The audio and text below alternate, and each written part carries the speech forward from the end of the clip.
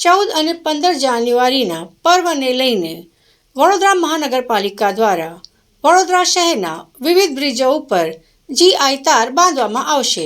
આગામી દિવસોમાં ઉત્તરાયણ પર્વ આવી રહ્યો છે, ત્યારે 14 જાન્યુઆરી અને 15 જાન્યુઆરી ઉત્તરાયણ પર્વને લઈને વડોદરા શહેરમાં ઉત્તરાયણ પર્વ ખૂબ ધામધૂમથી ઉજવવામાં આવે છે। ત્યારે વડોદરા શહેર રોડ રસ્તા પર ચાલતા વાહનોની સલામતી માટે વડોદરા મહાનગરપાલિકા દ્વારા વિવિધ બ્રિજ ઉપર GI તાર બાંધવામાં આવશે, જેથી કરીને પતંગના દોરા રાહદારીઓને નુકસાન ન પહોંચાડે। વડોદરા શહેરમાં વિવિધ રસ્તા પરના બ્રિજ પર તાર બાંધવામાં આવશે, જેમ કે 17 જેટલા ફ્લાયઓવર ભરી ચૂકવાડ તાર બાંધવામાં આવશે। 95,000ના ખર્ચે લગાડવામાં આવશે।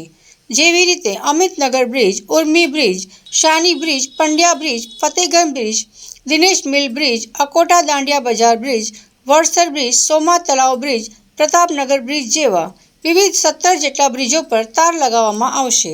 વડોદરા સંસ્કારી નગરી, ઉત્સવપ્રિય નગરી અને ઉત્તરાયણની વાત કરીએ તો 14મી જાન્યુઆરી અને 15મી જાન્યુઆરીએ વડોદરામાં પતંગ ઉત્સવ ખૂબ જોરશોરથી મનાવવામાં આવતો હોય છે। વડોદરા શહેરમાં, શહેરી વિસ્તારમાં ટ્રાફિકને પગપાળા રાહદારીઓ જતા પતંગની દોરીથી અકસ્માત થતા હોય છે। નાગરિકોની સલામતી સુરક્ષા જળવાય એ માટે અમુક નાગરિકો, અમુક NGO દ્વારા અમને રજૂઆત કરવામાં આવી હતી કે સ્ટ્રીટ લાઇટના થાંભલાની વચ્ચે જો GI વાયર બાંધવામાં આવે તો જે રોડ પર દોરી પડતી હોય છે અને લોકોના ગળામાં ફસાતી હોય છે, એમાં આપણે નાગરિકોના જાન બચાવી શકીએ અને નાગરિકોને થતી ઈજા ઓછી કરી શકીએ। એવી રજૂઆત કરવામાં આવી હતી। વડોદરા મ્યુનિસિપલ કોર્પોરેશનના સ્ટ્રીટ લાઇટ વિભાગને આ પ્રકારની તાત્કાલિક સૂચના આપવામાં આવી હતી।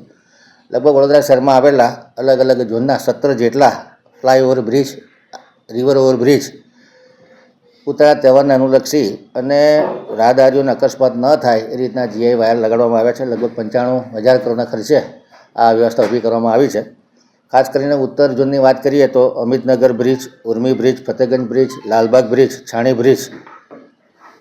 પશ્ચિમ ઝોનની વાત કરીએ તો Pandya bridge, Atal bridge, Kalali bridge, Dinesh mill bridge, Akota Dandiya Bazar bridge, Navayard bridge, Vishwamitri bridge અને હરિનગર બ્રિજ પર આ વ્યવસ્થા ઊભી કરવામાં આવી છે। અને દક્ષિણ ઝોનમાં વડસર બ્રિજ, સોમા તળાવ bridge, Pratapnagar bridge, new Manjalpur bridge, આમ 3 ઝોનમાં જે એટલા બ્રિજો છે એની ઉપર રોડને સમાંતર સ્ટ્રીટ લાઇટના થાંભલા પર આ GI વાયરો બાંધી અને આ વ્યવસ્થા ઊભી કરવામાં આવી છે।